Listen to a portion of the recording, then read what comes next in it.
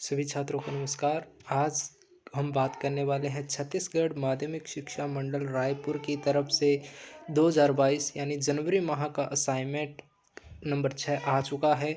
और आज की इस वीडियो में हम बात करेंगे कक्षा 12वीं के लिए भूगोल का असाइनमेंट नंबर 6। सबसे पहले आपको गणतंत्र दिवस की हार्दिक शुभकामनाएं। आगे बात करते हैं।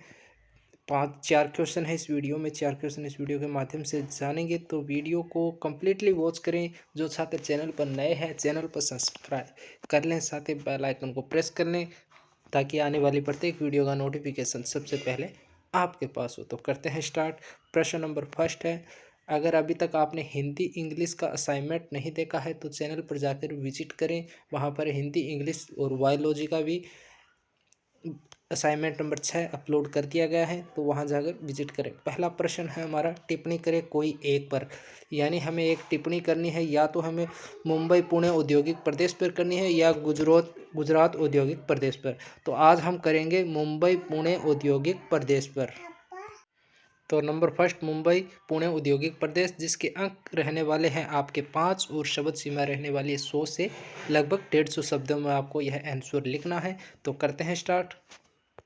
Answer number first, Mumbai Pune औद्योगिक प्रदेश।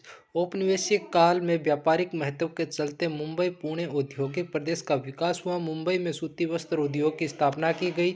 यहाँ पर औद्योगिक विकास के प्रमुख कारक निकटवर्ती क्षेत्रों से कच्चे माल के रूप में कपास की प्राप्ति, वर्ष 1869 में स्वेज नहर का विकास होने से यूरोप की सुगमता, औपनिवेशिक काल से व्यापारिक नगरीय स्थिति, श्रम की उपलब्धता एवं तथा कालांतर में पश्चिम घाट में जल विद्युत उत्पादित आपूर्ति, इस औद्योगिक प्रदेश का विकास हुआ। मुंबई हाई में पेट्रोलियम के उत्खनन तथा खोज की वजह से उद्योगों में विविधता तथा मजबूती आई। इससे चलते प्लास्टिक, उर्वरक, पेट्रोल, रसायन आदि उद्योगों का विकास हुआ। मुख्य रूप से औद्योगिक प्रदेश मुंबई, ठाणे से पुणे और नासिक तक, सोलापुर जिले तक विस्तृत है। इसके अतिरिक्त यह अहमदनगर, रायगढ़, सांगली, सतारा, जलगांव आदि जिलों तक विस्तृत है। प्रश्न नंबर 2 है, इंदिरा गांधी नहर कमान क्षेत्र में सतत पोषणीय विकास का बढ़ावा देने के लिए उपाय सुझाइए। और आपकी यहाँ पर अंक रहने वाले हैं 5 सौ, सीमा है 100 से लेकर 150 तक। उत्तर नंबर 2 है हमारा, इंदिरा गांधी नहर, जिससे पहले राजस्थान नहर कहा जाता था, न केवल भारत में बल्कि विश्व के सबसे बड़े नहर क्षेत्रों में से एक है। 1948 ईस्वी में कंवर सेन द्वारा संकल्पित यह नहर परियोजना 31 मार्च 1958 ईस्वी को प्रारंभ हुई। सतलुज एवं व्यास नदी के जल को पंजाब के हरिकेन नामक बांध पर रोककर यह नहर निकाली गई, जिसे राजस्थान के थार मरुस्थल की 19.63 लाख हेक्टेयर कृषि योग्य कमान क्षेत्र में सिंचाई की सुविधा प्रदान कर रही थी। इस नहर तंत्र की कुल लंबाई 9060 किलोमीटर है। इस नहर का निर्माण कार्य 2 चरणों में पूरा किया गया। चरण फर्स्ट है, कमान क्षेत्र से सिंचाई की शुरुआत 1960 के दशक में, जबकि सेकंड चरण में सिंचाई 1980 के दशक के मध्य में आरंभ हुई थी। इस नहर के कमान में सतत पोषणीय विकास को बढ़ावा देने वाले प्रस्तावित 7 उपायों में से 5 उपाय पारिस्थितिकीय संतुलन को पुनर्स्थापित करने पर बल देते हैं। इसके उपायों में पहला है जल प्रबंधन नीति का कठोर से कार्यान्वित करना, ताकि फसल संरक्षण, सिंचाई व चारागाह की व्यवस्था की जा सके। दूसरा है, इस क्षेत्र में जल संघनों फसलों को नहीं बोया जाना चाहिए, बल्कि बागायती कृषि से खट्टे फलों की खेती करनी चाहिए। तीसरा है, कमान क्षेत्र में नहर के जल का समान वितरण होना चाहिए तथा मार्ग में बहते जल की क्षति को कम करने के उपाय किए जाने चाहिए, जिससे नालियों को पक्का करना, भूमि विकास तथा समतलन एवं बाढ़बंदी पद्धति लागू करनी चाहिए। प्रश्न नंबर 3 है हमारा, छत्तीसगढ़ की मुख्य फसलों का वर्णन कीजिए। जहां पर आपके अंक रहने वाले हैं 5 और शब्द सीमा 100 से लेकर 150 तक। या फिर आपको अथवा में भी एक क्वेश्चन देखने को मिलेगा यहाँ पर, या तो आप छत्तीसगढ़ से मिलने वाले खनिज प्रमुख पदार्थों का वर्णन करना है या मुख्य फसलों का वर्णन करना है। तो पहले हम आज करेंगे छत्तीसगढ़ की मुख्य फसलों का वर्णन। उत्तर नंबर 3 हो जाएगा हमारा, छत्तीसगढ़ राज्य की मुख्य फसल धान है। छत्तीसगढ़ को मध्य भारत का धान यानी चावल का कटोरा भी कहा जाता है।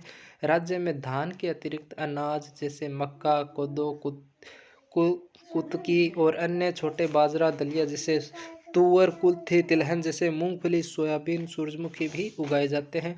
औद्योगिक फसलें आम, केला, अमरूद तथा अन्य फसलों और विभिन्न प्रकार की सब्जियों को बढ़ाने के लिए यहाँ की जलवायु उपयुक्त है। कृषि फसलों की तुलना में उद्यानिक फसलों के उच्च मूल्य होने के कारण उद्यानिक फसलों की लोकप्रियता बढ़ रही है। राज्य में बागवानी फसलों पर व्यवस्थित डेटा संग्रह के माध्यम से सांख्यिकीय आंकड़ों को तैयार करने और संकलन करने के लिए नए प्रयास किए जा रहे हैं। मौजूदा आंकड़े नीचे दिए गए हैं।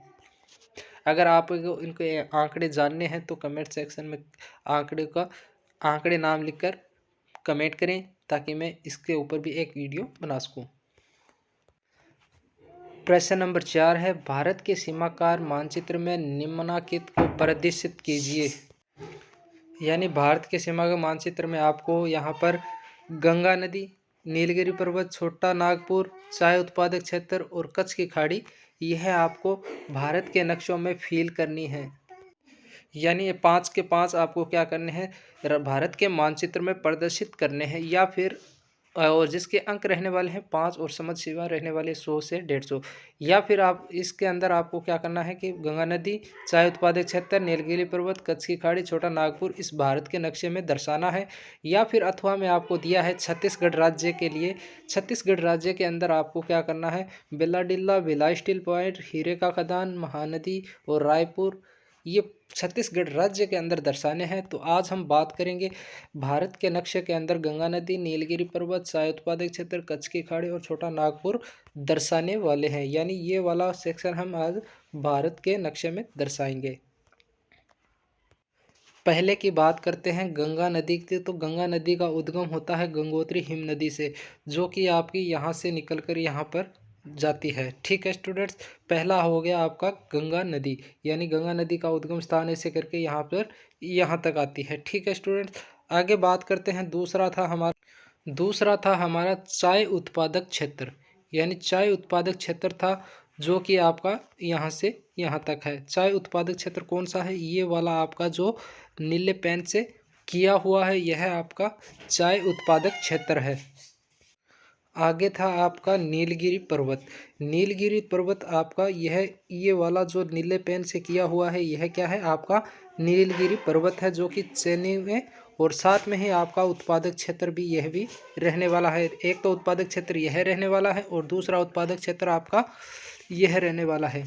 ठीक है स्टूडेंट्स, इसमें दो चाय उत्पादक क्षेत्र है, एक तो ये वाला आपके चाय उत्पादक क्षेत्र है। पहला तो ये वाला था और दूसरा है आपका यह जो कि यहाँ पर है। और नीलगिरी पर्वत की बात की जाए तो यह नीलगिरी पर्वत है यहाँ पर। और चौथा था हमारा यहाँ पर कच्छ की खाड़ी। तो कच्छ की खाड़ी यह रही आपकी, कच्छ की खाड़ी है यहाँ पर। और पांचवा था छोटा नागपुर। छोटा नागपुर आप यहाँ पर देख सकते हैं, यह नीले पेन से किया हुआ है। तो यह आपका क्या है, छोटा नागपुर पठार है। यानी ये छोटा नागपुर का पठार यहाँ पर है, और जबकि कच्छ की खाड़ी यह रही आपकी कच्छ की खाड़ी। तो स्टूडेंट्स, इस तरह से आपका कक्षा 12वीं के लिए विषय भूगोल का असाइनमेंट यहीं पर समाप्त होता है। अगर वीडियो पसंद आए तो लाइक शेयर कमेंट जरूर करें। अगर अभी तक आपने इंग्लिश, हिंदी, बायोलॉजी का असाइनमेंट नहीं देखा है तो वीडियो के डिस्क्रिप्शन में इसका लिंक दिया हुआ है, जहां जाकर आप विजिट कर सकते हैं। तब तक के लिए थैंक यू, धन्यवाद।